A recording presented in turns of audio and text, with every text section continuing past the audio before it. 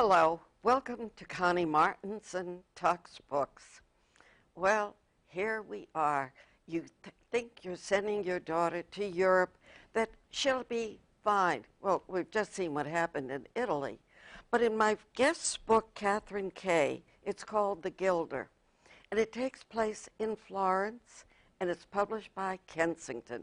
Welcome, Kathryn. Thank you. My pleasure to be here. Thank you.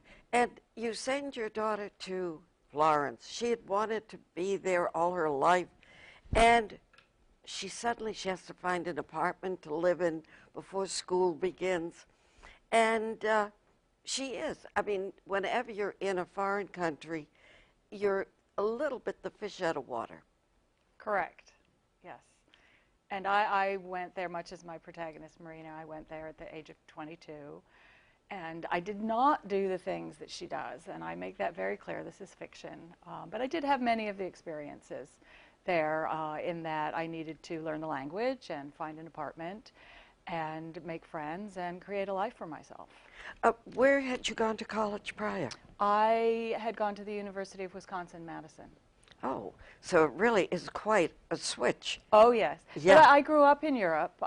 England is my childhood home, and my mother was still living in England with my sisters, and so when I decided to drop out, I have to say, drop out of college in my junior year, I was disillusioned. I went back to England to try and regroup and decide what to do, and decided to go to Florence and study restoration. Which is really what a gilder does. Yes, some people do gilding on new things, but in my case, I studied restoration, and gilding was a part of that. I actually specialized in 15th century inlay, which is not something that really comes in very handy these days. But my protagonist did specialize in gilding, and I gave her gilding rather than inlay because I thought it was a little more mysterious. She meets a couple who, in essence, adopt her into their life. Sarah and Thomas. Thomas is a photographer, very well known, and Sarah is also English and has given up much of her own personality to stay married to Thomas. He also has not a mentor, but a very, very rich lady who is subsidizing them to a great degree. The Contessa. Yeah. Yes. The mysterious and somewhat wicked, we find out, Contessa. Describe Thomas. Thomas is a photographer, as I said. He's a big personality. He's, I don't want to give too much away, but he's a selfish person, but he's also a very charming person. And Thomas and Sarah really do draw Marina into what becomes a seduction, as they both vie for her attention. But especially Sarah. Sarah, you know, oh, look, I'd like to rub your legs. Your feet look dry. Can I give you a back rub? Come on, we're going to go for tea. Sarah, for a young girl, 22, it is a very, you know, hey, I didn't think I was this important, but Sarah makes her feel that. Yes, she does. She does, absolutely. And Marina, as you say, 22, naive, is very much seduced by that. And Sarah's older and more sophisticated, and Marina is very much drawn into that. There also, you have the peripheral people there, from the grocery store to the son of the grocer who is working for Sarah and Thomas. Marchello, yes, who is was Sarah's best friend before Marina came along. And he's a peripheral character, but he's a very colorful character. He's a very sweet character, and I'm not sure how much I should really say about Marchello because it's all right. He's considered a little slow, and he's gay. Yes, and actually the most interesting, he's a transvestite. And when I lived in Florence all those years ago, Florence was known, and I'm not sure if it is today, but at that time, for the beautiful transvestites in Florence. And that scene when Sarah and Thomas take Marina through the streets to see the transvestites in the doorways at night was something that I had experienced when I was there. Yeah. Well, how did you react to it? Well, much like Marina, I was 22 and I really didn't know anything about homosexuals. I didn't really understand what a transvestite was. I was fascinated and curious, as Marina is in the book.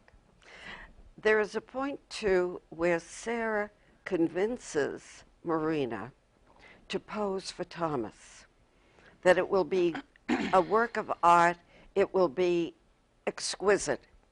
And at first, Marina says no, but she gets talked into it. And there she is with Thomas alone. And any young woman who's been in that situation, and then there are the drinks that follow, and she is tired. Seduction is very easy to fall into. Yes, yes, and she does. And you have to keep in mind this is almost a year after her arrival, and they have spent a lot of time together. She's helped him in the dark room, and there's been that connection and the close quarters. And he has photographed her. He's done her portrait. And she's young, and as you said before, she feels very special. And a few glasses of wine embolden her, And the rest is history. there you have it. But the history is that she discovers she's pregnant. Correct. And so what we've been talking about is really the first book, because you have 2 books in this. Yes, part 1. Yeah. Yes. And part 2, Sarah finds out about it. It breaks the friendship. She is accusing her. And Marina, who is pregnant, goes back to New York with the intention of maybe having an abortion. And she goes home, and the thought, she can't. She can't. So she has the child, but while she's in the hospital, she meets another mother. And the other mother becomes really her support, her dearest friend. And it turns out the other mother also the child will have 2 mothers because they're 2 women living together. Correct. And so we meet Lydia and June, who are a lesbian couple, and this is their second child that is born when Marina has her daughter Zoe. And it's interesting, and I chose to make them a lesbian couple because Marina was struggling with her feelings for Sarah. And she didn't feel she was a lesbian, but she had been attracted to her. And it was a topic I wanted to address in the book about how close women can be. And women, you often develop crushes on their friends, and how far do you go, and what does it mean? And so that was a good contrast for the story. And of course they're very sympathetic characters, and as a reader pointed out to me, they're also the most sane and together couple of characters in the book. In the beginning, as 2 families, they share Thanksgiving and Christmas, and Marina's daughter Zoe has been told, your father died. And that is the thing that is in her gut almost. Where and who is my father? Correct. And finally, she starts to look and discovers he wasn't dead. And when Marina tells Zoe the truth, Zoe can't handle it. Well, at 15, that's pretty hard discovery. The story is basically the story of what happens when a good person makes a terrible mistake, does a bad thing, possibly an unforgivable thing. And when one lie leads to many lies and another lie, and Marina discovers eventually that her life is built on an infrastructure of lies. And how can she possibly undo this and help her daughter deal with the truth? Yeah. And because the daughter says, I could have known him in those 5 years. Exactly. Yeah. And that's something that Marina can never give back. And recognizes. She does. Yeah. And of course, the theme of forgiveness is woven throughout the book. And it was a theme that I didn't realize was there until I was well over halfway with the book. Yeah. And I thought, oh my goodness, I'm really writing about forgiveness from every aspect. Yeah. Not the least of which is self-forgiveness for Marina. And it's very hard. Very hard. What were you doing prior to writing this book? I teach writing. I'm the founder of the Nantucket Writer Studio on Nantucket Island, Yes. where I live. Yeah. And I run creative writing workshops for women there. And I've been doing that for over 10 years now. As I told you, I worked at Nantucket in the barn stages and whatever the other theater was called years ago. But the minute the Labor Day comes, the following week, it's as if the swallows have left. All the tourists go home. Yes. Yay. Yeah. I shouldn't say that. It's the tourists and the summer people are really what keeps Nantucket going. Yeah. What brings the income to Nantucket. But the fall is a beautiful time there. Everything's still open. The weather is gorgeous, but the crowds are gone. And then, of course, comes winter, which is a wonderful time to work because there's nothing going on. Yeah. And it's very quiet. It's a different kind of beauty, and it's Oh, I love it. It's nice yeah. to live in a beautiful place. We lived in Tyrrhenia, which is not too far from Florence, during the Sirocco winds. And that's the fall. And again, anytime you're near the water and the changing in the ocean, it's really a remarkable place. It is. There's something special about not only living by the water, but living on an island. And I find myself, my husband and I recently went to Italy and spent some time in Capri. And we looked at each other and said, why do we love it here so much? Is this because it's an island? It's pretty special. Yeah. Now, is your husband a writer as well? He's not. Actually, he's a very good writer, but he's not. He's a real estate agent, which is a good thing to do in Nantucket. Yeah. In the summer. In the summer. Yeah. Which, and it's nice because it gives us a lot of freedom in the off season. Obviously, here we are in February, and we're in Los Angeles, and I've been here all January and February on my book tour. And it's a nice time to be away from the East Coast and the cold weather. In the writing course you teach in Nantucket, how do you do it?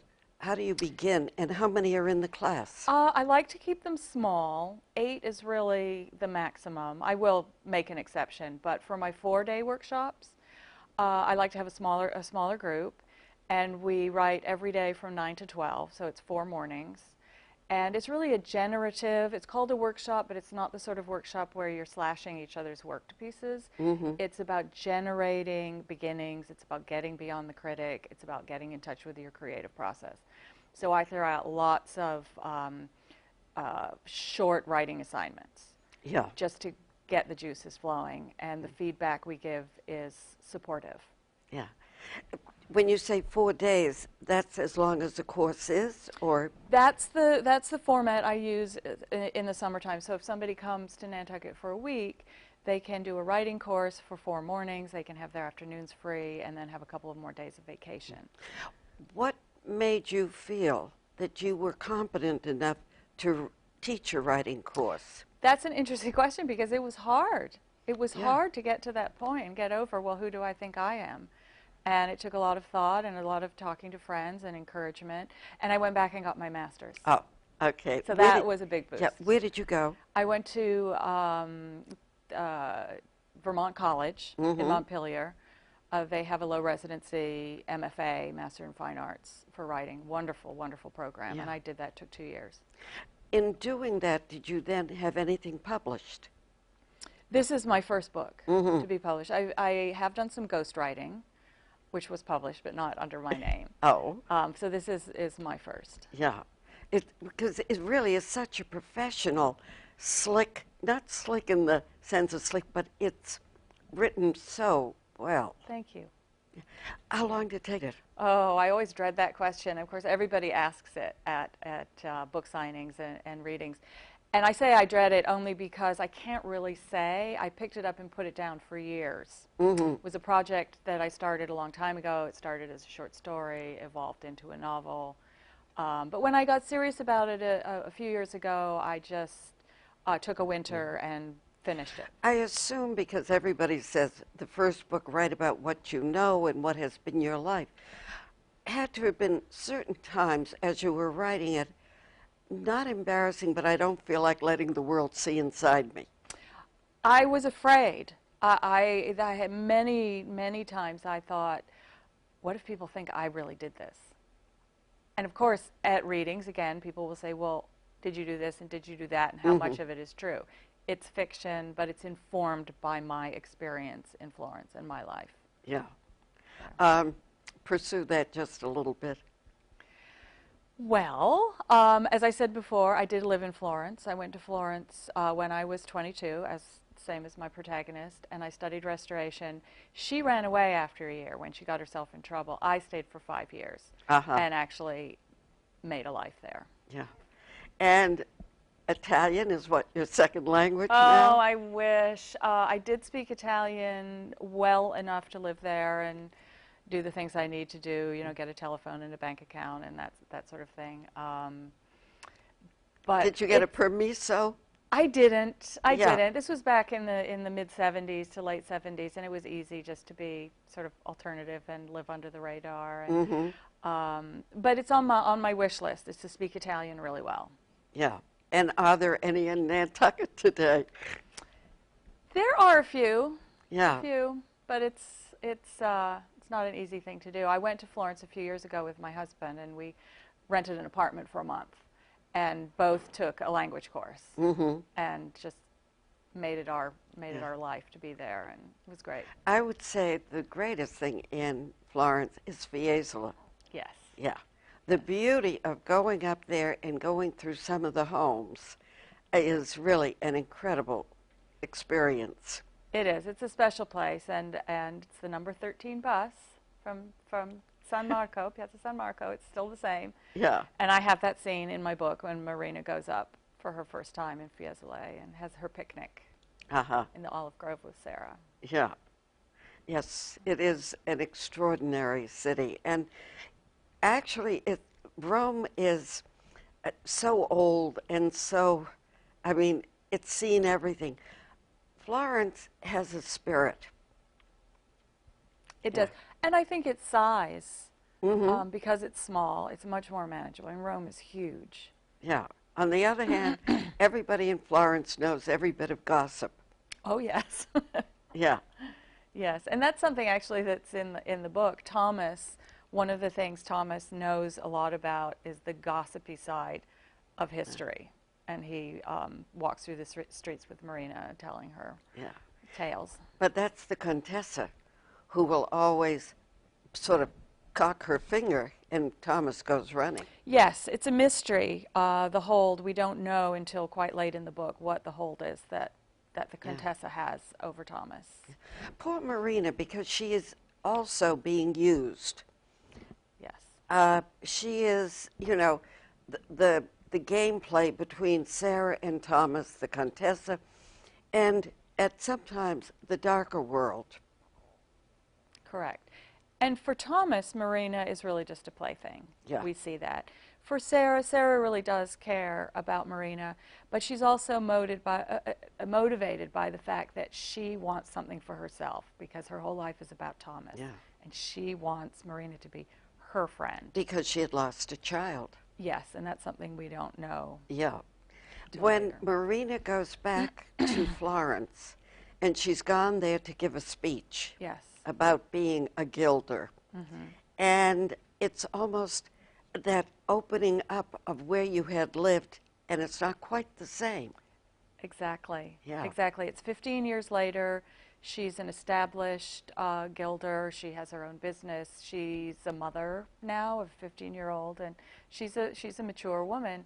And it's unnerving for her to go back. And I actually had that experience. I went back after many years and stayed in a nice hotel with my husband and went to lovely restaurants. And that was very different than being a poor student riding around on a bicycle. Right. And I had a difficult time connecting. And it actually took getting on a bicycle and riding around to reconnect. And she had that. I gave her that experience. And when she goes back, and she is at a top hotel, and she is giving that lecture,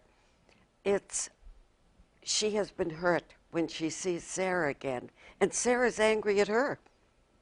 And she hadn't known that Marina had a baby. She knew about the child, but Marina had kept the truth to herself. Yeah. And it is only in this return in part 2 that the truth comes out, and Marina and Sarah have to tough it out, basically. You know, you have used it in a book as fiction, but it isn't that far from other people's truths. Maybe not. I don't know that I know anyone who Well, took a lie quite so far. There was a new book about why shouldn't I tell them the truth? Allegra, her last name, but it was at her mother's funeral. She learned who her real father was. Yes, yes. So that, I mean, it's not that impossible. Not at all. Not at all. And it's true. We do hear stories quite often. I had a friend in graduate school who found out, she was in her 30s, found out that her parents had had a child before they were married, gave the child up for adoption, then did marry and have a family, and 40 years later, this child of theirs came and found them. And my friend didn't know she had an older sister. Yeah. It was quite shocking. Yeah, it's all that readjusting. Yeah. And in this case, the woman, well, he was a very famous film writer who turned out to have been her real biological father. And something like that is not, that's why you read a book like this and you say, I wonder if this was the author's experience. It was not. It was not. Now, what brought your parents to England when you were a child? My father was a young engineer and a businessman, and he was offered the opportunity to manage one of the companies, one of the plants. And so he was ambitious, and he said, okay, I'll take my 5 children and go to England. And, yeah. And number 6 was born in England. So my parents had a lot of energy. And did you go to an LCC school? No. No. No, I didn't. Yeah. Reason I ask, we lived there. My husband was doing a film called Fathom, and our daughter went to, it was a matter of going around to schools, and my mother was visiting and she said, for heaven's sakes, all you're hearing is they have a lamb in the Christmas pageant. Find out how they teach phonetics. And fortunately, at that point, the LCC schools did. Did they? Yeah. No, I went to a small private school. Well, of course, in England you say public when it's private, so that's confusing. Stonygate College, and it's still in existence today. It's now co-ed. It was a girls' school when I was there. Did you live there? We lived there. No, I was not a boarding student. Yeah. No. I lived at home. My 2 brothers, I have 2 older brothers, they did go away to boarding school. They had the whole full British experience. Are they still living there? No. No. The 6 have returned? They have returned. Well, no, that's not true. My mother still lives in England. I have a sister in London and a sister in Munich. And the rest are back in the States. And I hope they come to Nantucket to visit you. Well, they do, because I'm the midpoint between, some of them are in California, between California and Europe. Yeah. So we gather on Nantucket as a family. Well, I hope the writing courses go on. I hope other books such as this come out of Nantucket. Thank you. And will you autograph my book? Absolutely. Thank you. My pleasure. And if you'd like to know what else we've been reading, visit me on the web, www.conniemartinson.com.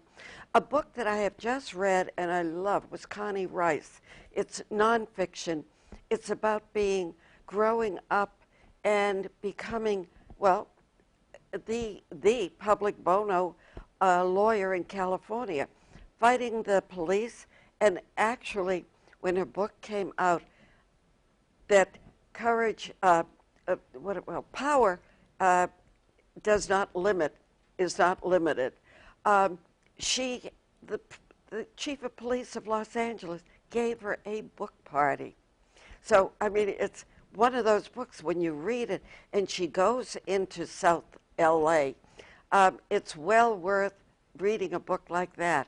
So take a child with you, get them their first library card, and they'll never forget you, and they too can become lawyers and write books.